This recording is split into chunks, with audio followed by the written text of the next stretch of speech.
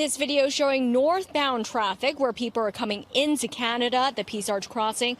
3 U.S. Customs and Border Protection officers could be seen inspecting a vehicle and looking in the trunk. Some vehicles are searched while others are waved through. U.S. Customs and Border Protection tells Global News it routinely conducts inspections on outbound traffic as part of its national security mission. Len Saunders, an immigration lawyer based in Blaine, Washington, says that statement from USCBP doesn't answer the question why these random checks are being done. I want to know what's changed. I've been doing this, practicing immigration law in Blaine for almost a quarter century. I've been crossing at the Blaine Peace Arch border since 1997, back when all you needed was a driver's license. Remember that? No passports, no extra checks, just a simple crossing. Those days are long gone. I've probably crossed the border at least 500 times. And this is coming from someone who's had a Nexus card since the program first launched. Whether it was to grab a package, shop at Trader Joe's, hit the outlets, or get in a round of golf, it was routine. But not once was there ever a roadblock just before re-entering Canada.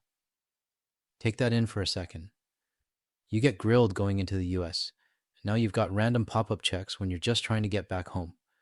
So I'll ask you, why would anyone want to put themselves through this? I've never seen them do this. I want to know why. I don't want some rhetoric, blah, blah, blah answer. I'd like to know specific details, but they seem to have a lack of any kind of details coming out of the local immigration office. We're getting very few details at the moment. We also asked how they're conducting these checks. Are they random? We also asked if this is something Canadians should be expecting more of. But U.S. Customs and Border Protection could not answer that question. Last weekend, my partner and I left the United States, and it was just for a quick weekend trip up to Canada. As we approached, one of the agents asked us to see our passports or our new updated IDs, and we showed him, and he asked what we were doing, where we were going, how, just the typical customs questions. But then he also asked us to pop the trunk of our car, which was very weird because I've lived in Washington for probably a total of like 13 or 14 years, and I've gone up to Canada like a ton of times, and I've never been searched before.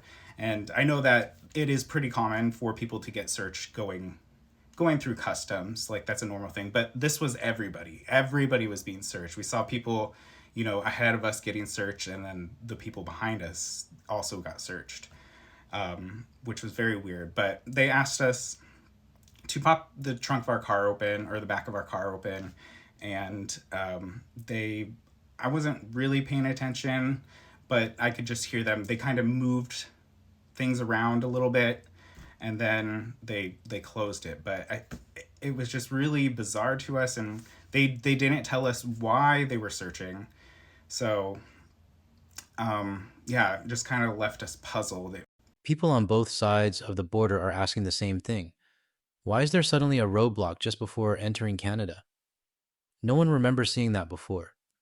Now sure, if you got nothing to hide, maybe you're not worried. But let's be honest, your time isn't the only thing at risk in 2025. With the way things are going in the US, and ICE running wild like Donald's personal lapdogs, anything can happen. Maybe it's a case of mistaken identity. Maybe someone shares your name. Either way, you're the one getting pulled in. And personally, I'm not willing to take that chance. That's why I stopped crossing on January 20th this year. Now, on a related note, take a look at this next clip. A plane was forced to make a detour, just so ICE could arrest someone. Whole flight delayed. Everyone on board stuck waiting. You're not even safe in the air anymore.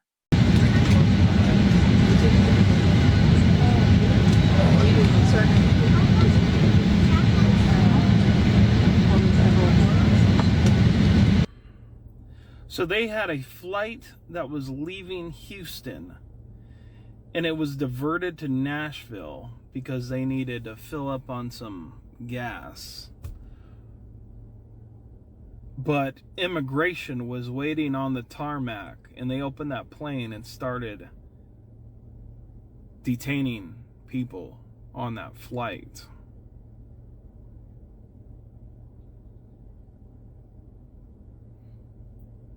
Imagine you're on vacation, flying from Houston to Los Angeles, and suddenly the plane gets diverted. Not for weather, not for safety, but so ICE can arrest someone. Your time's gone, your plans are wrecked, and let's be real. US airlines are already garbage. Good luck getting any decent compensation. But that's not even the worst part. It shows ICE can basically do whatever the hell they want, even if that means rerouting an entire flight just to grab someone. Now up next, we've got a clip from David Pakman. He's a well-known political commentator based in the US, and his take on the rising tension between Canada and the US is dead on. If you haven't heard of him, I'll drop a link to his channel in the comments. I highly recommend checking him out. Let's get into his video. We have new data now from the World Travel and Tourism Council. The U.S. is on track to lose over $12 billion in international travel spending this year. That's a decline of 7%. It's not because suddenly the sand on the beaches is no good. It's not because the theme parks got rid of everybody's favorite ride. It's because the rest of the world sees what the United States under Donald Trump has become: expensive, hostile, and unstable. And they're voting with their passports. Of the 184 countries surveyed, the U.S. is the only one with an absolute decline in international visitor spending. According to the WTC's CEO, quote, "The U.S. has firmly got a 'we're not open for business' sign right now." And that's correct. Germany has updated its travel advisory after several Germans were detained at the U.S. border. Canada, which used to be exempt from most of the short-term visa requirements, now has to register and submit fingerprints for any visit longer than 30 days. That's new under Donald Trump. You've got Canadian Airlines canceling routes due to declining demand. Vehicle traffic at land crossings is down significantly from Canada. Let me pause this. I'll eat it right here, because he just touched on something I've seen way too often in my comments. I've had a bunch of Maple MAGA supporters say things like, "I just flew to the US, the plane was full, nobody's boycotting, your channel is full of shit." What these simple-minded people don't get is this: just because your flight was full doesn't mean demand is back. It likely means the number of flights has been cut. Let's say before Trump, a route like Vancouver to Los Angeles had 4 flights a day. Now it might only have 2. So yeah, your flight's full, but that's because there are fewer flights, not more passengers. And no, I don't know the exact schedule for LA. It's just an example. If a Boeing 737 or Airbus A321 holds 200 people, and there were 4 flights, that's 800 seats. Cut that in half, and you're down to 400. Full flights don't mean business is booming. It means the options are shrinking. It's simple math. And I can't believe I'm explaining this on YouTube. But I know most of you get it. There's just a loud handful that doesn't. All right. Rant over. Let's keep going. So these are not anecdotes. This is an economic warning siren. The largest travel economy in the world is bleeding visitors. And MAGA's response is always, so what? We don't want sissy Europeans and liberal Canadians coming here. Well, one of the things that you have to understand is that overseas visitors spend 7 to 8 times more than domestic tourists when they come to the United States. Canadian visitors spend 3 times more than Americans when Canadians vacation in the United States, and we're losing a bunch of them. So when conservatives and right-wingers brush this off as, oh, globalists are scared and liberals are whining, they are not understanding the math.